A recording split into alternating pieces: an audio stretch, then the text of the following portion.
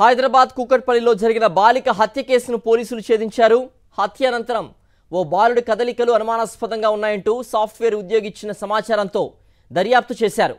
సమీప అపార్ట్మెంట్లో నివాసం ఉండే 10వ తరగతి విద్యార్థి ఘాతుకానికి పాల్పడినట్లుగా నిర్ధారణకు వచ్చారు. 3 రోజుల ముందు నుంచే ఇంటర్నెట్లో దొంగతనం ఎలా చేయాలి, ఎవరైనా అడ్డొస్తే ఎలా తప్పించుకోవాలి అనే అంశాలు అన్వేషించడంతో పాటుగా అవన్నీ పేపర్పై రాసుకున్నాడని పోలీసుల విచారణలో తేలినట్టు సమాచారం. మరింత సమాచారం మా ప్రతినిధి రవిచంద్ర అందిస్తారు.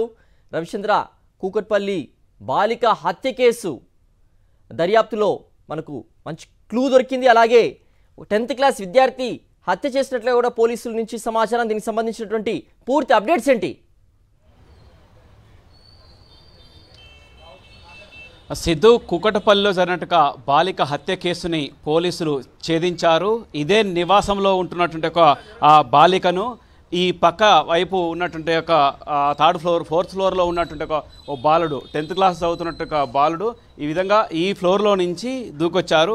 ఈ బాలిక నివాసం ఉండేట ప్రాంతం పెంట్ హౌస్ ఇది. ఆ విధంగా అలా పైకి దూకేసి ఇటు వచ్చేసి ఈ బాలిక ఇంట్లో ఉన్నటువంటి సమయంలో ఎవరు లేరు, తల్లిదండ్రులు వాళ్ళు ఎవరు లేనటువంటి సమయంలో లోపలికి వెళ్ళేసి అతను క్రికెట్ బ్యాట్ తీసుకొని, అంటే కిచెన్లో కూడా చూడొచ్చు, మనం ఈ విండోలోకి వెళ్ళి చూపించేట్టుగా ప్రయత్నం చేద్దాం. ఇందులో విజువల్స్ కూడా ఇది చూడొచ్చు. ఇది ఆ బాలిక ఉన్నటువంటి ఆ ఇంట్లో ఉంది. మెల్లగా సైలెంట్గా వచ్చాడు ఆ బాలుడు. 10వ తరగతి చదువుతున్న బాలుడు లోపలికి వచ్చేసి క్రికెట్ బ్యాట్ తీసుకెళ్తున్న సమయంలో ఆ బాలిక అలర్ట్ అయింది. శబ్దం రావడంతో ఆమె అలర్ట్ అయింది. దీంతో అతన్ని వారించింది. ఇదేంటి అంటూ వారించడంతో అతను కిరాతకంగా 20 కత్తిపోట్లు పొడిచారు. అతనితో పాటు ఒక కత్తి కూడా తీసుకొచ్చేసి కత్తిపోట్లు పొడిచి దారుణంగా హత్య చేశాడు. ఈ విధంగా గతంలో కూడా ఇదే బాలికకు సంబంధించి ఇదే నివాసంలో ఆమె బర్త్డే ఉంటే కూడా అదే బర్త్డే సమయంలో కూడా అదే కత్తితో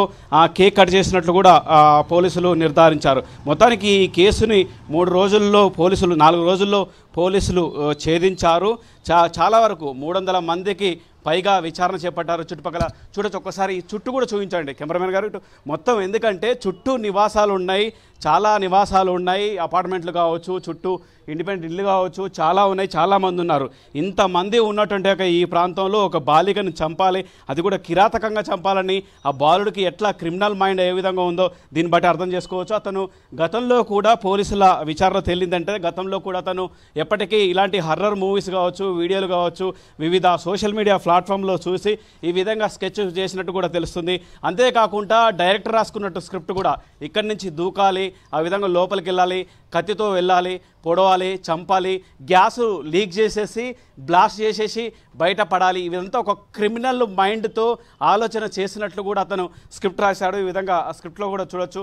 అందులో ఇంగ్లీష్లో రాశారు, లాస్ట్కు మిషన్ డన్ అంటూ కూడా రాశారు.